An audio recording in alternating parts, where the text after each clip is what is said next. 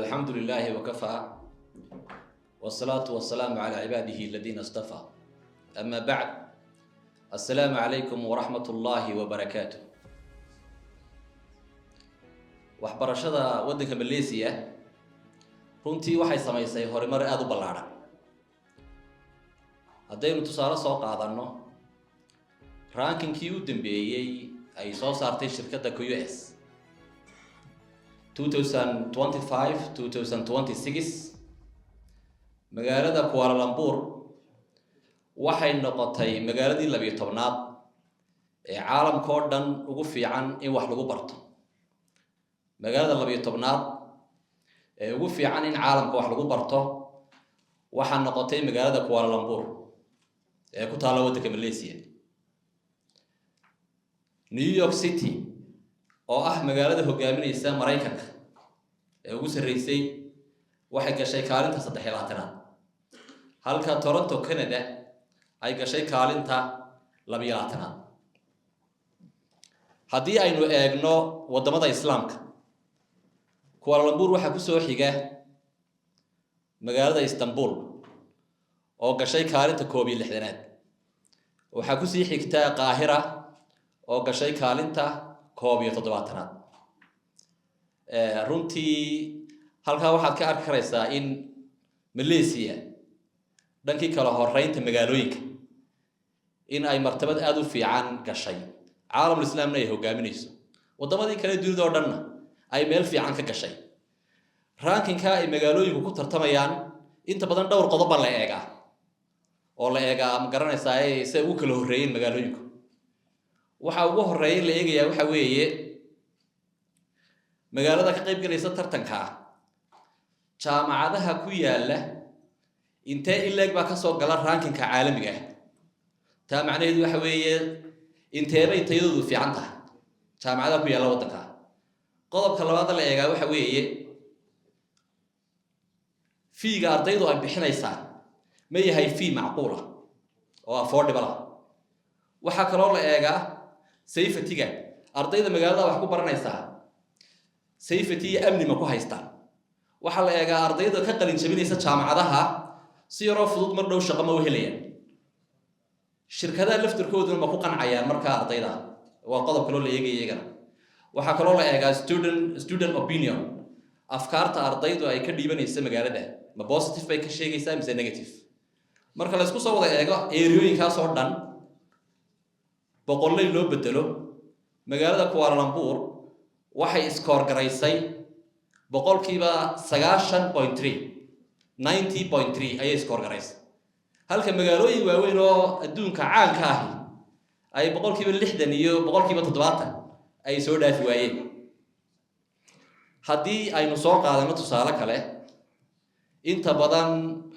waalidiinta iyo ardaydu markay waddan ajaanib wax ku soo baranayaan oo carruurtooda dirayaan waalidiintu waxyaabaha ay eegaan waxa ka mid ah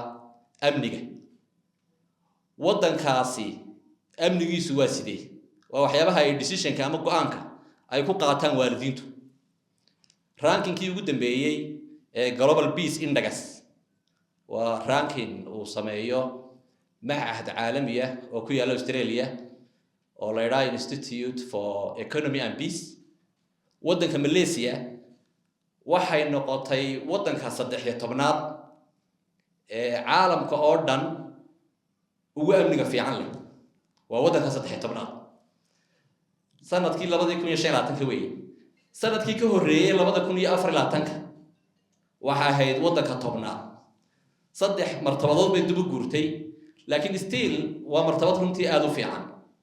oo aad u wanaagsan. rankinkan inta badan marka la qiimeynayo waxa la eegaa waddanka inta badan caseska crime-ka ee ka dhaca sanadka conflict-ga ka jira waddanka gudihiisa ee khilaafaadka ama political haadaan ama wax kale ha noqdaan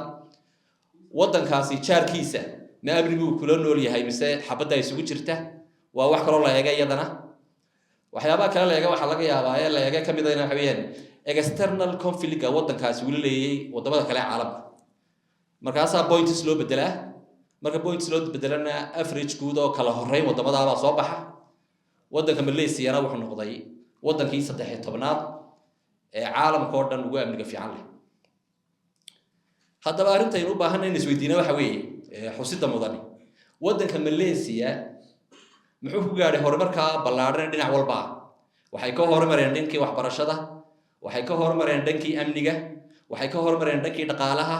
waxay ka horumareen dhankii dalxiiska jaanib walba taabata runtii horumar weyn bay ka sameeyeen waxa laga yaabaa in asbaab badan ama factors badan ay jiraan laakiin tan doonaya inaad la wadaago waxa weeye aan isleeyahay marada taas ugu muhiimsan madaxdii kala duwaneyd ee soo maamulayay waddanka Malaysia dhammaantood waxay ka midaysnaayeen in waddanka horumarkiisa laga shaqeeyo waxay ka midaysnaayeen inay commitment siiyaan horu socodka waddanka waliba badankoodu markaan si gooniyo u xusno maadaama ay joogno munaasabada waxbarashada la xiriirta dhanka higher education ama tacliinta sare attention aad u badan bay siiyeen waddanka Malaysia tusaale ahaan oo kale sanadkan imika aynu ku jirnay 2025 haddii aynu eegno miisaaniyadda waddanka Malaysia ay u dajiyeen tacliinta sare oo kaliya waa 18 bilyan oo ringgit Malaysia waa bilyan milyan maaha waa lacag u dhiganta taqriiban 4.2 bilyan waa tacliinta sare waxyaabaha ay doonayaan sanadkan inay wadda saaraan waxa ka mid ah researchka oo cilmi baarista ah oo sanadadii ugu dambeeyay baa runtii ka muuqday miisaaniyaddooda waxa kale ay doonayaan inay wadda saaraan oo kale scholarships ardayda inay waxbarashadii loo fududeeyo scholarships la siiyo waxa sanadkan aad ugu cusub oo aad uga dhex muuqda maadooyinka la xiriira AI subjectska oo berigii hore maadahaan lagu dhigan jiray as a subject baa berigii hore maadahaan baa lagu dhigan jiray jaamacadda Malaysia AI-ga iminkana jaamacadaha qaar baa waxay bilaabeen inay program ka dhigaan oo bachelor degree in AI master degree in AI jaamacadaha qaar oo kuwa ay nala joogay kamid yihiin waa helaysaa waxay u socdaan mustaqbalka inay sameeyaan kulliyado u gaara AI-ga oo khaas u ah miisaaniyadana aad uga muuqataa arrintaas runtii arrin sahlan ma aha waxay u baahan yihiin laababkii facilitieski academic staffkii dhigi lahaa inta la diyaariyo marka miisaaniyadana aad uga dhex muuqataa arrintaasina waxyaabaha ay wadda saarayaan sanadkan waxa kamid ah semiconductors oo ay doonayaan iyagana inay kusoo biiraan wadamada ku caanka ah jibiska iyo waxyaabo la mid ah horumarka noocaas ee ballaaran ayay runtii Malaysia gaadhay caawana madashan waxay nala jooga 12 jaamacadood oo kamid ah jaamacadii hormoodka ahaa ee waddanka Malaysia jaamacadii waaweynaa qaar badan oo kamid ah ayaa caawa halkan nala jooga waxay nala jooga University Technology Malaysia UTM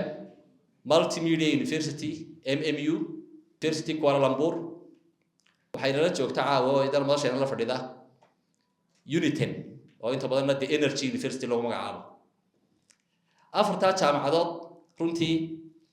dawladda leh ama si toos ah ama si dadban toddobada jaamacadood kale la fadhiyaan waa jaamacadii private-kii